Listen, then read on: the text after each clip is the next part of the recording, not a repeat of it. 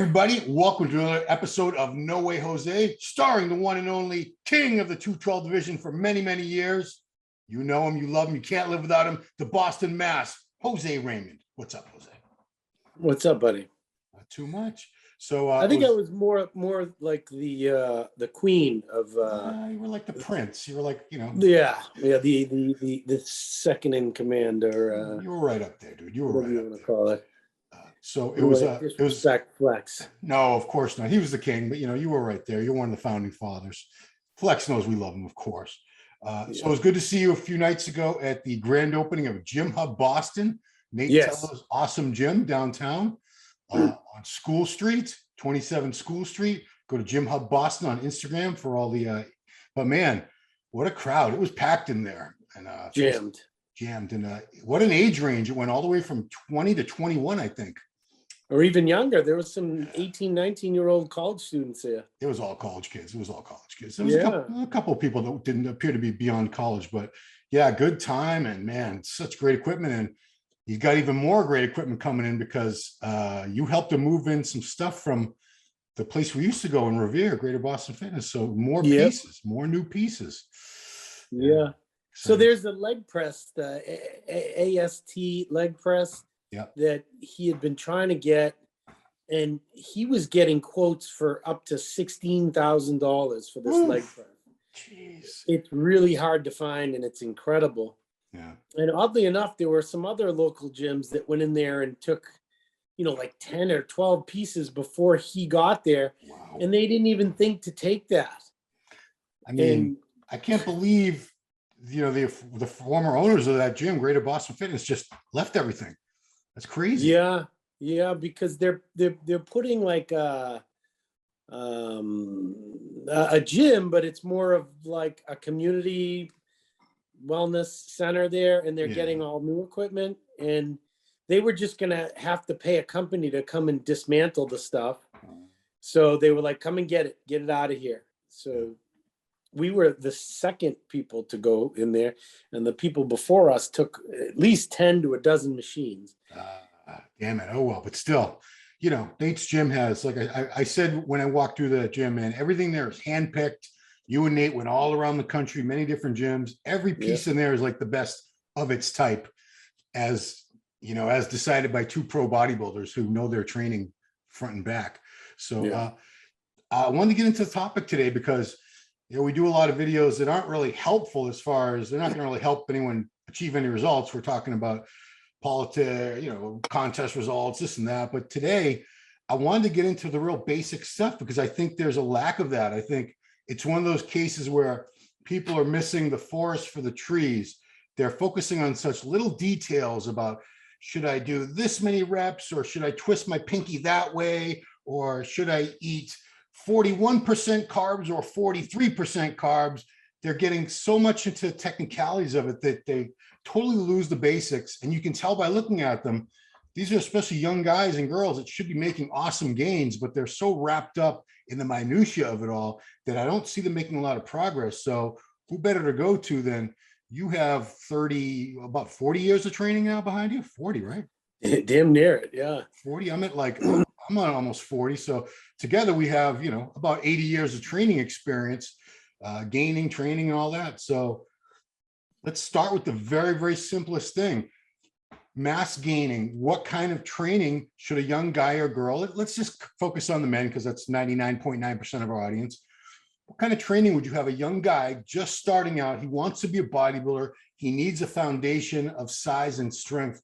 How would you train this kid? How would you advise him? Well, I would start with the basic compound movements. If you looked, and even in my career, all the way to the end, till the injuries really started happening, my bread and butter was always barbell squats, barbell deadlifts, barbell bench press, barbell shoulder press, the absolute basics all the way through.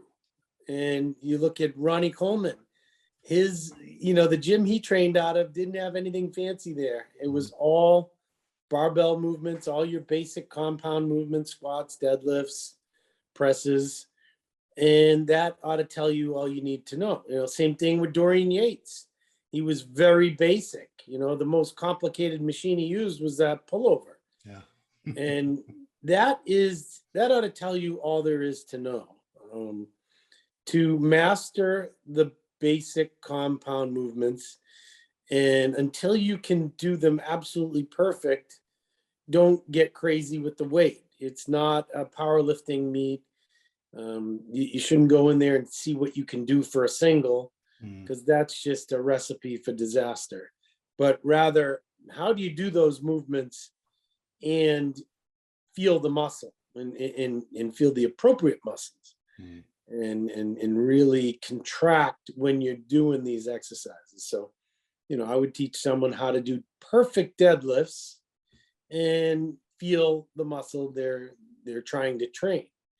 You know, if all you're feeling is hamstrings or calves, or, you know, then you're not doing it entirely correct. You should be able to engage your lats while you're doing deadlifts. And, you know, same thing goes with a bench press. If it's all shoulder, then you're not doing it correct. You have to master and flex the muscle as you're doing it. You're not just moving weight. Yeah. It's about squeezing the right muscles. And that's as simple as I can explain it. And the people that I train, that's the same thing. You know, it is awesome that you have other machines to isolate a muscle even better. But to build the mass and get really big, like bodybuilder big, yeah, you're going to have to add some weight, add some significant amount of weight, but do it perfectly and do it with enough reps where there's some time under tension, where you're not just doing singles. But, you know, I always kept everything between 8 and 12 reps. Okay. And I do the same to this day, even higher now, because I do have so many injuries. But that's it. That is it. And that is the bread and butter of building muscle.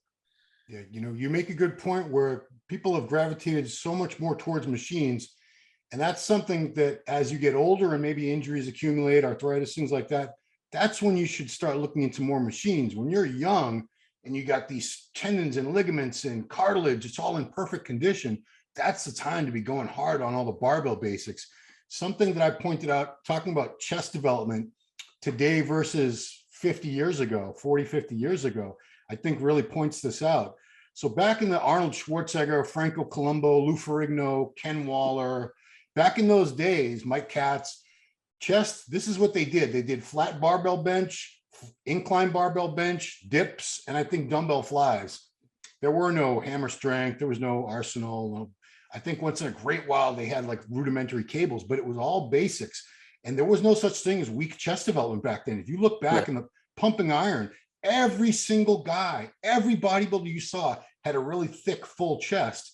Nowadays, you see guys who might be 270 in shape with very little chest development. Why? I think a lot of them use tons and tons of fancy machines. That's my guess. But do you agree? Do you think it's something else? Yeah, no, I agree with you. I also agree that back then they had very poor shoulder development. Yeah, that may be part of what we're seeing nowadays. I mean, everyone today has crazy shoulders, and that sort of takes away from the mass in their chest. They may have a decent chest, but when the shoulders are so overwhelming, it's hard to engage the pecs when they're training them. And it also visually takes away from the depth of their pecs. You know, if you looked at Arnold, he didn't have very impressive delts. He was kind of slopey with massive hanging pecs. And that went for a lot of them, most of them back in that day. I don't think they put quite as much emphasis on creating that Kevin LeBron basketball shoulder look. But yeah, you're right. Today, most guys, I mean, I was guilty of it. I had to really focus and put a lot of emphasis to make improvements on my chest. That was absolutely my weakest body part. I got it to the point where it was no longer an issue. I never lost a show because of my chest, but Right. when I broke down my physique, I could see that that was the weakest link among them. But I did have really strong shoulders, Look at the size of your head. and yeah, and my arms, the same thing. Yeah. I've always said, if you look at someone who has really, really crazy arms, Yeah. their chest is usually lacking for Mm. some reason. You look at Lee Priest, he didn't have a weak chest, but again, it wasn't as strong as his arms and shoulders.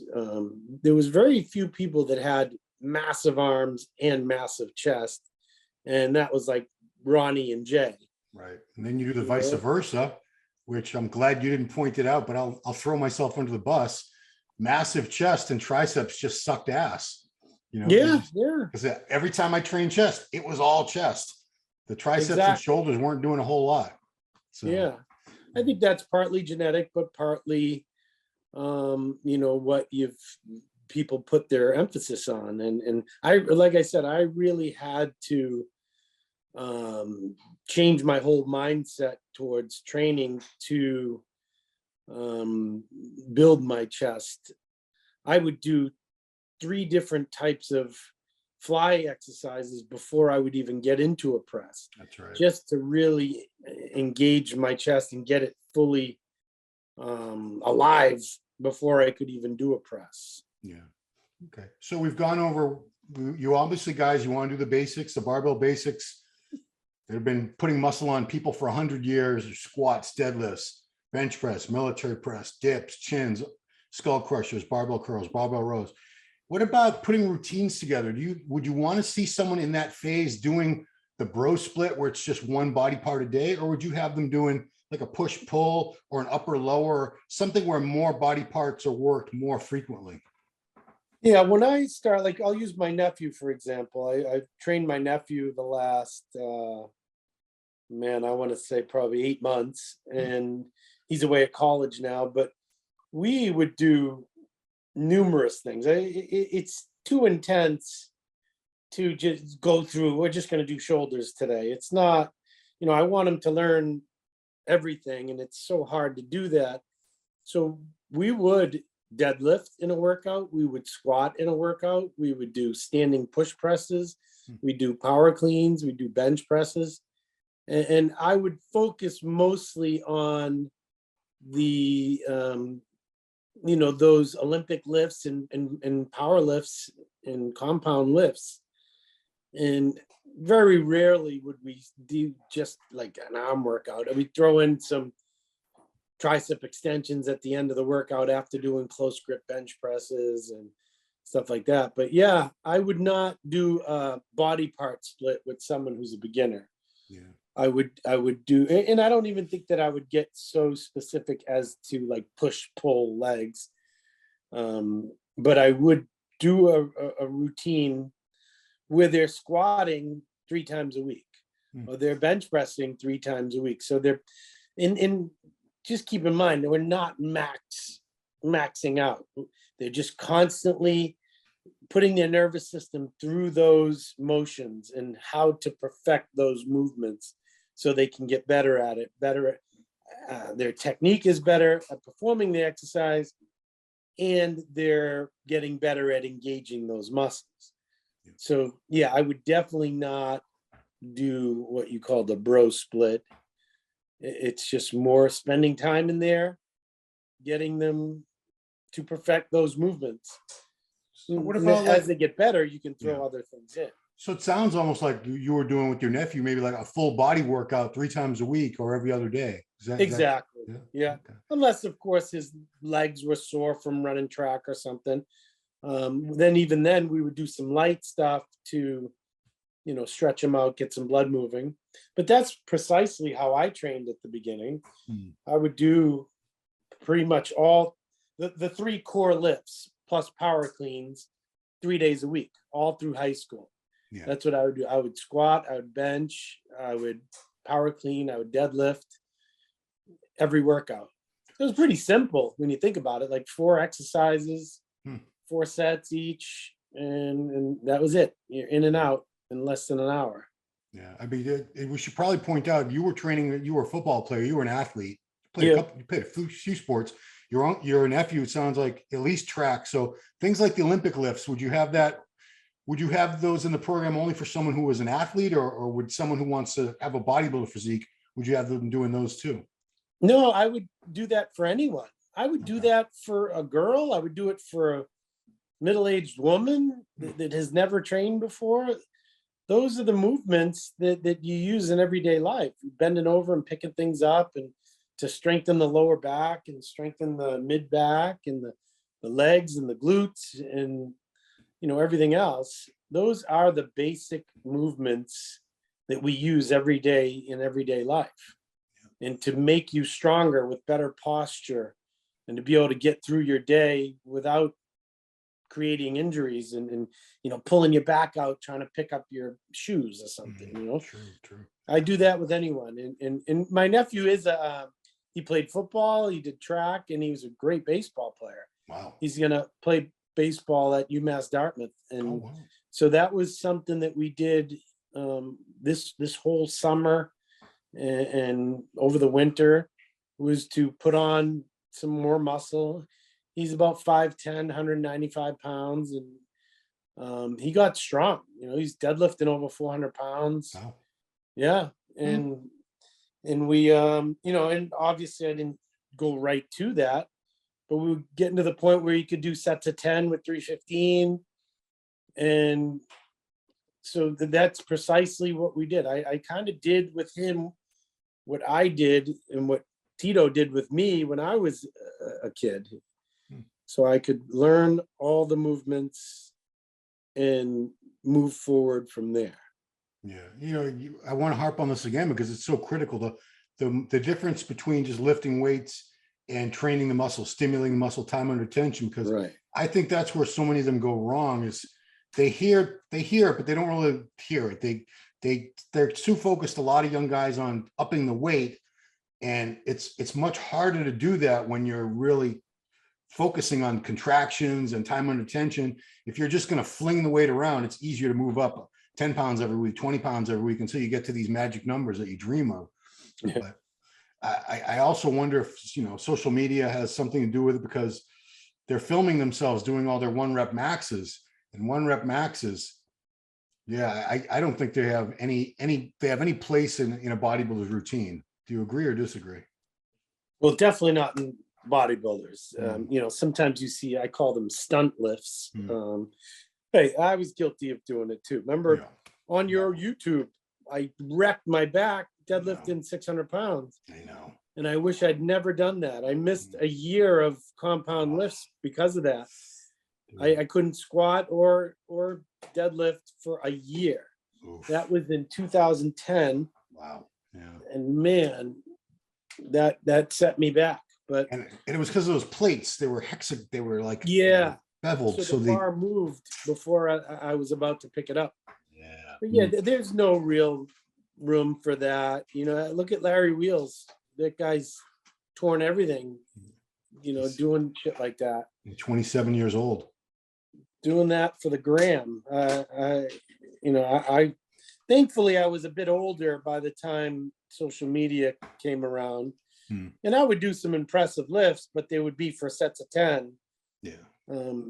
It's just not, my nephew would, let's go, I can do more. Every time I'd get in a fight with him about it. I'm like, that's not what we're here for. I know you can lift 400 pounds. I don't want to do that. And then your father will kill me because you're injured and can't even play.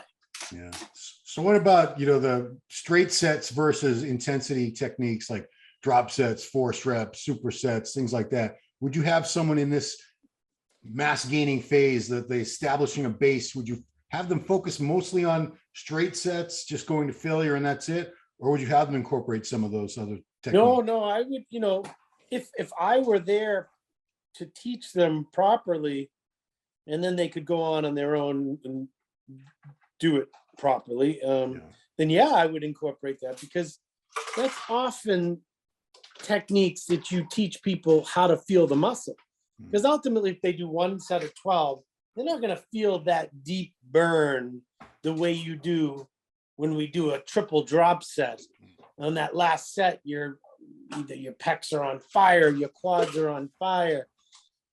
That technique to be able to teach them to feel their muscles, whether it's triple sets, giant sets, drop sets, those are great techniques to teach them how to really connect and feel that burn. And oftentimes, if I'm training someone and they're still learning, I will have them do an exercise a day after or 2 days after when they're very sore. If their triceps are sore as hell, and then I have them do a tricep pushdown so they can feel throughout the movement that area they should be feeling because it's so sore. I've never heard of that. That is a great idea. Have you ever heard of anyone else doing that? I think you might have innovated. No, I don't know. I do it with a lot of my people so they learn to connect with that muscle. If their quads are sore and they don't feel their quads when they're doing a lunge or something, I'll say, oh yeah, let's do a lunge now. And they feel it throughout the movement. Wow. It's a great way to teach people to connect if they're already sore in that muscle and you make them go through a range of motion through an exercise. I can pretty much say you're the only person I've ever heard come up with that idea. So we'll give it a try. We got to come up with a name for that or something with your name based in it. But let's get into nutrition a little bit, because I think that's another area that people overcomplicate. It should be fairly simple for a young guy trying to put on mass. I don't think he needs to get into freaking calculating every little macro, and they can do that if they really want, but I think that's where they lose it. They get too complicated and they're worried about the ratios and this macro and that macro. You got a guy who's 18, 20 years old, wants to pack on some size. How do you have him eat? A lot. Because their metabolism is crazy. They're usually in school, they're running around, they're doing a million different things, they're hyper. You got to just get them to sit down and stop for a minute and eat the meals. So yeah, I would get into somewhat of macros, make sure they're getting enough. I'd say at least 4 times a day for them to have, 40 grams of protein 4 times a day, at least. Yeah, we lost you there. Care about body fat. We're losing your audio. Your microphone's losing. Can you hear me now? Yeah, there you go. We're good. Oh so, yeah, there's a message coming in. Anyway, yeah, I don't really care unless it's a teenage bodybuilder that's getting ready for a competition. I don't really care about body fat. I'm more concerned with loading the calories and putting on muscle. And can you hear me? Yeah, you sound okay. Clear as a bell. And just making sure they get enough, because kids are in school. A lot of them are too lazy to get up and have a good breakfast. That's the most important thing, is that they have something good before they head to school.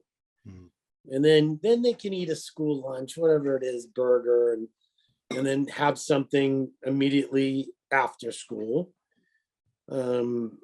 And then immediately after practice. Yeah. So that, they're getting in 4 or 5 feedings a day. And the most important thing is to try to keep it clean. My nephew loves salami cheese sandwiches. He would make grilled cheese with salami. And I'm like, that isn't enough, but he got better, and he would eat chicken and steak and I don't think he eats fish, but yeah, it's hard to get a teenager to slow down long enough to get enough food in. So I just basically tell them, eat before you go to school, bring something with you to school, or eat a good school lunch. Yeah. Nowadays the cafeterias are a lot better than we were there. Oh, hell yeah. They have healthier options so they can get it in. But yeah, I would, have them on a plan. Otherwise, they're just not going to get enough. And most of what they're taking in is garbage. Right. This is when I do talk to kids who are in school or whatever, if they're not in college yet, where that once they get to college and if they have like a dining commons, they're all set. They can hit 4 huge meals a day. It's like buffet style, eat as much as you want. But if they're in high school, that's when bars and shakes, things like that. Because I remember from being in high school, you don't have a lot of time between classes, and most teachers are not going to let you eat anything in class. So if you have a shaker bottle with some powder in it and some water, you can mix that up in your locker, throw that down in like 30 seconds to get to your next class. Bars, I don't like protein bars in general for people, but in a case like that, whether it's either they're going 4 or 5 hours without anything into their system at all, I'd rather see them eat a protein bar in that span of time than eat nothing. Absolutely, because their option is eating a candy bar. Yeah. Yeah. Snickers, they look good in the commercials for Godzilla and whatever, but they're not good eating. So, okay, we want them to eat as much food. Like I said, college seems to be a place, once a lot of them, especially if they're living on campus, eating becomes a lot easier because, you can't rely on, a lot of them can't rely on their mom to cook 4 or 5 meals a day. What mother's going to do that for a kid? Right. I think the kid's out of his mind, want to eat all that food. And why do you want to get big anyway? That's stupid. But yeah, like Christian went to UMass, and my God, they had the best food ever. It was voted #1 in the country every year for like 20 years. Ooh, good stuff. So that's I guess awesome. The final piece of the puzzle, yeah, they even had a sushi station. Believe that? For college kids. We were paying for it, but still. So the last piece of the puzzle, I think, and this is another thing I think a lot of these kids go wrong on, is they don't get enough rest, especially their gamers. A lot of these kids are up playing video games 2, 3, 4 in the morning sometimes. They just don't consider sleep a priority. But as we both know, if you're trying to gain muscle and strength, you need to recover. And if you're not sleeping, if you're not getting at least 7, 8 hours of sleep a night, especially as a young person who's still in that phase where your body needs more rest because you're growing, you can forget about making any kind of gains. Yeah, you know what though? Teenagers, it seems they need more sleep because they're at that stage of their life where they're growing, and I mean, they'll sleep in is what they'll do. Yeah. They'll pretend that they don't need the sleep because they want to be up playing video games. Right. But then it's impossible to get them out of bed. They'll on the weekends they'll sleep till 11 o'clock or something. Yeah. So they're going to get their sleep. But yeah, that is an important component. And I think they tend to get their sleep more than we would think. I guess they do make it up at some point. And I guess I should also mention partying, because partying is something a lot of high school and college, you want to go out on the weekend with your buddies and so on. But should these kids, what's a good balance between having a social life and going out and doing that stuff? And you don't want to be a monk either and miss out on high school and college, because that's a once in a lifetime experience. You're never going to get back. So what do you tell kids? Like how much would you allow them to go out and have fun versus stay home, eat your meals, and be in bed by 10? Dude, I was an animal in college, and I grew. I ate all my meals. I trained, never missed a workout, and I would rock and roll. We had everything. We didn't go out for Monday Night Football. Tuesday night would be nickel night. I think Wednesday was the only night we didn't do anything. Wow. Thursday night is Thursday night. Yeah. Friday night, ladies' night. Saturday night, Sundays we'd watch games and party. As long as we trained and got all the meals in. The one thing that I don't like, and my other nephew, Tito's boy, is crazy with the supplements. He's like, oh, I got to get in my creatine. And, he's the opposite of my other nephew. He's like anal retentive he's trying to get in 4,000 calories a day. Oof. And he's 13. Wow. And, yeah, he'll be 14 in December. He is shredded, dude. Jacked. And I'm like, I don't need that. I talked to his mother. I'm like, I don't believe in that. Like the creatine, and just eat your meals, train, you'll be good. He's taking weight gainers and all this stuff. I never really believed in that. I think an overload of that kind of stuff can be detrimental to his digestive system, and you know, he's still got young organs and stuff. I just don't. I'm not a big fan of that. I'd rather see teenagers just eat and train. Your body is just swimming with hormones. Yeah. So you're gonna grow. You're gonna put on some muscle if that's your genetic makeup. Yeah, it's, you know, the young body is very resilient, especially you talk about, you could party and you'd be back in the gym the next day, like, you know, you'd be fine. Yeah. I remember Evan Senapani told me when he was younger, he had a buddy that was a big club kid. He would be out at the New York City clubs till like 6 in. He'd roll into the gym at like 9, 10 in the morning, put 405 on the bench and just start warming up with that. I can't remember who the guy was, but Yeah. just goes to show you, you're only young once. Your body is so resilient at that age. But okay, I think we covered all the basics pretty much, man. Yeah. And don't get me wrong, if you're any college kids listening to this, I do not advise that crazy hectic party schedule. I'm just saying it's enjoy yourself while you can, while you're young. Enjoy the college experience. And you know, man, I miss college every day. That was the greatest time of my life. But you know, be responsible, obviously, and get your workouts in, get your food in, get your workouts in, and enjoy your life. Yeah, do your homework, kids. Yeah. Yeah. They don't have homework. Oh, I just found out Bill Pearl passed away. Geez, RIP. Oh, yeah, just came up with my notifications. Okay, so that's it, guys. You got it from the Boston Mass himself, the basics of building mass. It's not that complicated. Once you're in more of an advanced phase, you can start to overcomplicate things and look into all those little details. But I think that really prevents a lot of young guys from making progress because they're so worried about every little detail and they don't know, should I do this workout or that workout, this exercise? They're torn in indecision all the time and nothing gets done. So yeah, just do the basics, guys. Lift heavy, eat a lot of good food, get your rest, and you'll grow. It's what people have been doing for 100 years. If you look in any local gym and you see the guys that are doing, you know, pull downs, rows, incline, machine presses, and all this stuff versus the athletes that come in and just squat and just deadlift and just press, they all have more muscle on them. Yeah.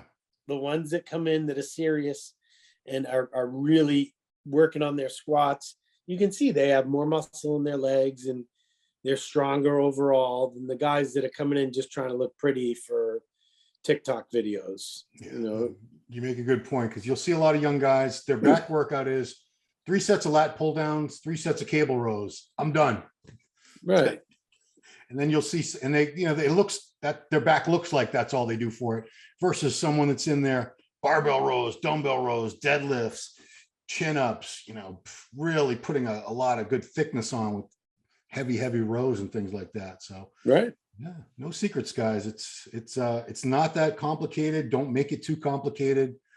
Just get in there and get it done. But you got to put the work in on the basics. That's it. Last thing I want to say about that, years ago, I interviewed some 75, 80-year-old Korean grandmaster. It was for one of the magazines. This guy was one of the greatest martial artists of the 20th century. Can't remember his name, but he gave his top 5 tips. And the tip number 1 was never stop mastering the basics. All the fancy shit, whatever, it's great. It's fun to look at, but the basics are always what success is going to be about. I think most elite athletes would agree to that. Yes. Yeah. Yes. He's a smart, wise old man. He sounded like never stop masturbating. There you go. You heard it from Ron. That's right. Look at that forearm. But anyway, all right, guys, check out Jose's Instagram, the Boston Mass with 2 E's, THEE Boston Mass. Great YouTube channel, also called the Boston Mass. You've been doing any podcasts with Nate lately? We have a couple of things coming up. Make sure to check out the circles, Senapani circles. That is on Telegram? On Telegram. It is hilarious, the amount of craziness you see from Lee Priest and Antoine Vaillant. And Phil Heath just joined your group, didn't he? No, but Jay Cutler did. Jay Cutler. Flex Lewis, Juji Mufu, Frank McGrath, James Hollingshead. Tuttle, James Hollingshead. Wow. Guy Cisternino, isn't Guy on Guy that too? Sistanino, Fuad Abiad. Wow. So this is like, it's like live, video going, it's like a video chat that goes 24 hours a day, right? Yeah, Wow. literally, because Lee Priest and James Hollingshead are on a completely different time schedule than us. So they're just going to bed as we're getting up and vice versa. Yeah. And it is some funny stuff. There's some video of James Hollingshead just the other day on rollerblades doing a 360 off a jump. Yeah, that went viral. Oh, it's hilarious. There is some great stuff in there. Should he really be rollerblading at this point? Hey, he loves his life. He's having a blast. I'm going to tell him no, you once. can't. You can't rollerblade, James. No, can't do it. If he wasn't good at it, then it would be one thing. And he's got a helmet on. He's all padded up. He's more careful than it looks. He's having a blast. Cool. I wouldn't tell him not to. Download the Telegram app, guys. It's called Centopani Circle. And that, talk about an all-star cast. That is ridiculous. All those people in one group. Yeah. And you're the people are free to interact with you guys and comment. And right? Tons of comments, and they can post stuff and ask questions, or rag on their favorite person to rag on. Sounds awesome. It's really good. Cool. All right. Well, Jose, thank you so much for another awesome episode of No Way Jose. Love it. And that's it. There, guys. If you like these videos, you got to smash all those buttons, the likes, the shares, the bell thing, all that good stuff. We appreciate it. See you right here next time on No Way Jose.